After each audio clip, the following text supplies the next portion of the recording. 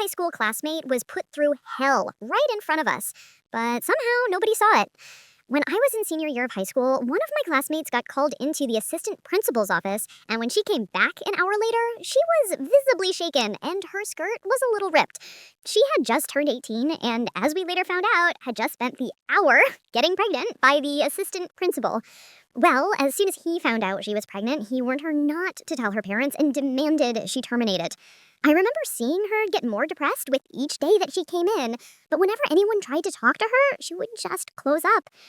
She couldn't bring herself to get the termination done, and a few weeks later, she started going to the school's counselor. She told the counselor that she was pregnant, but was too scared to say who the father was. One day, during a session, the assistant principal caught her in the counselor's office. He stormed in and took the girl out, told the counselor to mind her business, and brought the girl into his office to interrogate her. She begged and pleaded that she didn't tell the counselor that he was the dad, and although he said he believed her, he also said he needed an apology.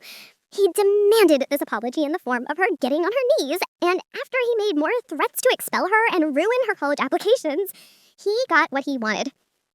It was around this time that the counselor started suspecting something was up, and she approached the girl in secret one day. She told her that she really didn't like how the assistant principal stormed in and interrupted the session, and asked the girl if there was anything she wasn't telling her. The girl closed up. She was so scared of the assistant principal that she refused to say anything and told the counselor they should stop having sessions. Another few weeks went by, and then one day in English literature, the girl just started bleeding out. None of us knew what was happening, but she started contorting in her seat before slumping to the floor and groaning in pain. An ambulance was called, and in the hospital, the doctors found out what was wrong.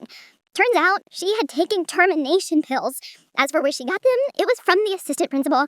He had called her into his office that very morning and told her this was ending today. He gave her the pills, which he got from an unlicensed pharmacy, and told her there would be consequences if she didn't do it. She listened out of fear. Once she was at the hospital, her parents were called and told what happened. This was their first time finding out their daughter was pregnant. They had been suspecting something was up for a long time, and when they questioned her about it, she still refused to tell the truth. She was so scared of the assistant principal that she lied and said the father was a random guy she met at a club, and said the only reason she got the termination was because she was forced to by the school counselor. Her parents immediately took the school and the counselor to court, and it was only in court that the truth finally came out. The counselor immediately accused the assistant principal. She pointed to the incident where he dragged the girl out of a session, and the two of them started going back and forth.